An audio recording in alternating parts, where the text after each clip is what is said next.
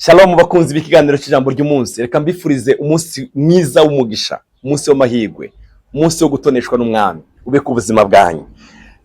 Dusangire iyi zaburi ngunda cyane ya 21, turasomwa mu 30. Umurongo wa kabiri bavuga ngo wamuhaye umutima wo wifuza, tiwamwimye ikiminwa yiwe yasavye. Haleluya. Wamuhaye umutima wifuza. Hari igihe umutima uza wifuza warangiza kwifuza iminwa igasaba. Dawudi arasenga aravuga ngo wamuhaye umutima wifuza tiwamwimye ikiminwa yiwe yasavye. Reka ngwifurize, reka dusengane nawe, reka ngwifurize ngo Imana iguhe umutima wawe umaze igihe kinini wifuza kandi n'ikiminwa yawe yasavye. Hari igihe twifuza, hari igihe turasaba. Haleluya. Wamuhaye umutima wifuza tiwamwimye ikiminwa yiwe yasavye. Umurongo wa gatatu w'izaburi ukavuga ijambo ryiza, ukavuga ngo kuko umusanganije imigisha y'ibyiza. Haleluya. Imana igusanganize imigisha y'ibyiza. Wamwambitse igitsibo cy'izahabu nziza mu mutwe. Wamwambitse igitsibo cy'izahabu nziza mu mutwe.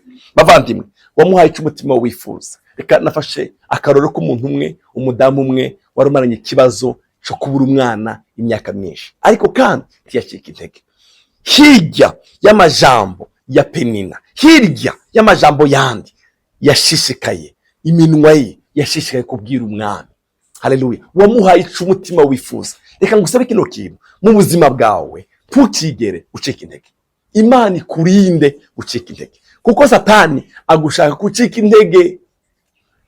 Wamuhaye umutima wifuza tiwamwimye ikiminwa yiwe yasavye. Iminwa yawe imaze igihe kinini isaba, iminwa yawe imaze igihe. Reka nkwifurize ngo Yesu akwishura nawe. Nafashe akaroro kamwe k'uyu mumama wari umaze igihe kinini yarabuze umwana, arasaba, umutima urabishaka, iminwa irasaba, Imana imuhisha umutima we wayisavye. Igice cya mbere mu gitabo cya Samweli wa mbere, umurongo wa 10 uravuga ngo maze Hana asenga Uhoraho afise intuntu, arira cyane, asezerana isezerano ati Uhoraho nyene ingabo, niwaraba umubabaro wanje n'incoreke yawe ukanyibuka, ntunyibagire njewe incoreke yawe, ukantabaza umwana w'umuhungu, naje nzomuguha, Uhoraho we abe uwawe, kuzorinda apfa kandi nta rufuhe ruzomugera ku mutwe. Haleluya. Niwangirira imbabazi ukampa umwana w'umuhungu. Amen. Reka ndakwifuriza rino jambo mukundwa. Imana yo mwijuru, Imana yo mwijuru nawe yibuka isengesho ryawe, iguhe umutima wawe umaze igihe kinini usaba. Hari igihe umaranye umutwaro umeze nk'uyu wa Hana, yaramaze igihe kinini ariko arasenga Imana yo mwijuru. Mugabo ngo agisezerano aravuga ngo Mana niwampa uyu mwana naje zo mugutangira. Umurongo wa 12 nuko akomeje atyo gusenga imbere y'Uhoraho, akomeje kubereka twe ducika intege.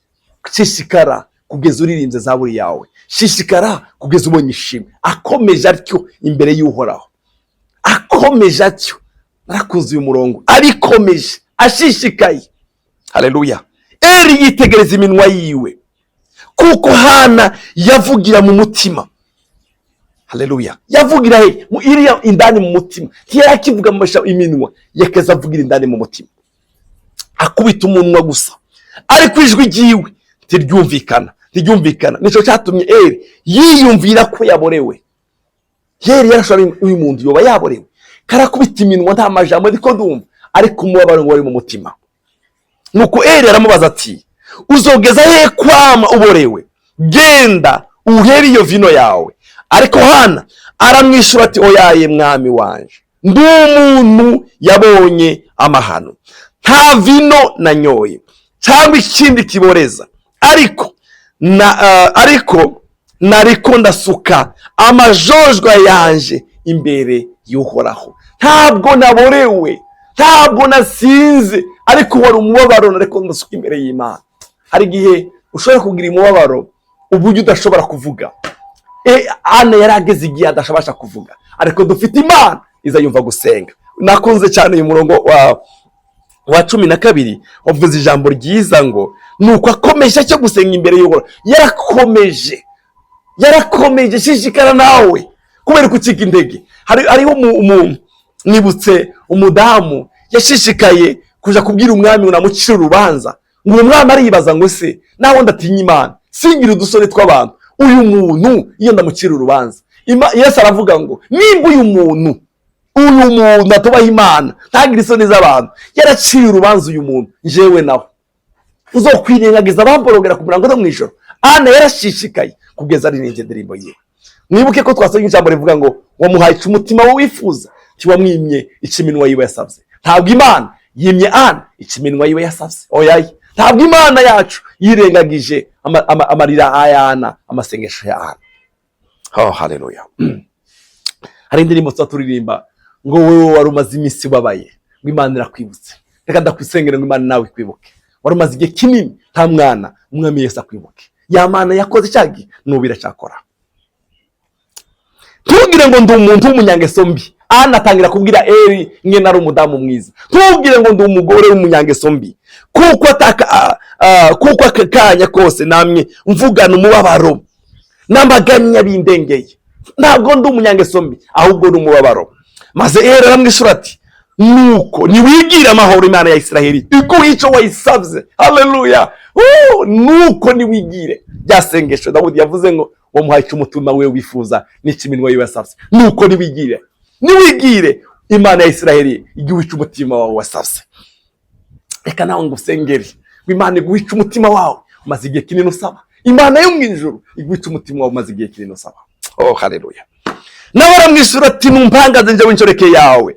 Maze uwo mugore arigira, araheza ararya, ntiyasubira kwirabura ni gukundi. Haleluya. Bakundwa, reka babwire ikindi kintu cyatangaje kuri Ana. Ana yarizera. Ana yagize umutima wizera. Era kivuga ngo uhoraho aguhangaza, ngo uwo mwanya ngo arizera, ngo kwiraburanirwa kuva mu maso ye. Bica birahinduka mu maso ye. Kwiraburanirwa haleluya. Dufite Imana izayishura gusenga igakuraho kwiraburanirwa. Umva, Rakeli ngo Imana imaze kumuheza Yosefu maze kubyara, ngo yaravuze ngo Imana ishimwe inkuyeho igitutsi. Hari igihe umuntu azabaho igitutsi kikakubaho. Ana yari afite igitutsi cya penire cya mu gitondo. Imana yo mw'ijuru ngo kwiraburanirwa kumuva mu maso. Kandi icyo gihe mwibuke neza, yari atarabona n'umugabo, yabivuze atarahura n'umugabo we ngo azosama inda azobyara. Imana ikora igitangaza ngo umugabo we amusanze aramaze unikunezerewe, aravuga ngo umugarago w'Imana yavuze ijambo ku buzima bwanje, nanje ndatera ino jambo ku buzima bwawe. Ngo Imana yo mw'ijuru iguhe umutima wawe wifuza. Imana yo mw'ijuru ikureho uko kwiraburanirwa mu maso yawe. Ushobora kuba umaze igihe kinini wiraburanirwa mu maso yawe. Imana ya Isiraheli yumve gusenga kwawe, ikure kwiraburanirwa mu maso yawe. Haleluya. Imana yishure uwo mutwaro wawe. Haleluya. Glory to Jesus. Umva hano. Oh, maze Hana aravuga ati mwami wanje, aravuga ngo indahiro ni wewe. Umurongo wa 26. Wewe nyine erega ni jewe wa mugore nari mpagaze iruhande yawe. Mwami wanje nsaba uhoraho. Uyu mwana niwe nasaba kandi uhoraho yampaye ico nayisabye. Uyu mwana niwe nasabye uhoraho yampaye ico nayisabye. Umva ndakubwire, umwami aguhe icumaze igihe kinini usaba. Umwami aguhe icumaze igihe kinini usaba, kuko Zaburi yavuze ngo wamuhaye umutima wifuje, tiwamwimye iminwa yiwe yasavye. Ana nawe aravuga ngo uyu mwana niwe nasaba kandi uhoraho yampaye ico namusavye. Uhoraho aguhe icumaze igihe kinini usaba. Uhoraho yumve gusenga kwawe, uhoraho akwishura. Reka dusengane nawe. Data mu izina rya Kristo Yesu, turasenze twaturadagaze muri no jambo ngo duhiye ico tumaze igihe kinege dusabye. Twarasabye, uyu mwene data yarasabye, hari ukeneye umwana, hari ukeneye gukira, hari urwaye, hari uremerewe mu mutima. Ndasenze ngo mukore igitangaza. Ana yaravuze ngo uyu mwana niwe nasabye kandi uhoraho yambaye ico nayisabye. Uyu mwanditsi wa Zaburi yavuze ngo wamuhaye umutima wifujije, tiwamwimyisha iminwa yiwe yasabye. Wamusanganije imigisha y'ibyiza, umusanganize imigisha y'ibyiza, umusanganize indirimbo, umusanganize amashimwe, umusanganize mwami. Oh, haleluya. Umusanganize kuvuza impundu. Icubahiro kibe cyawe mu izina rya Yesu. Amen. Mugire umunsi mwiza w'umugisha.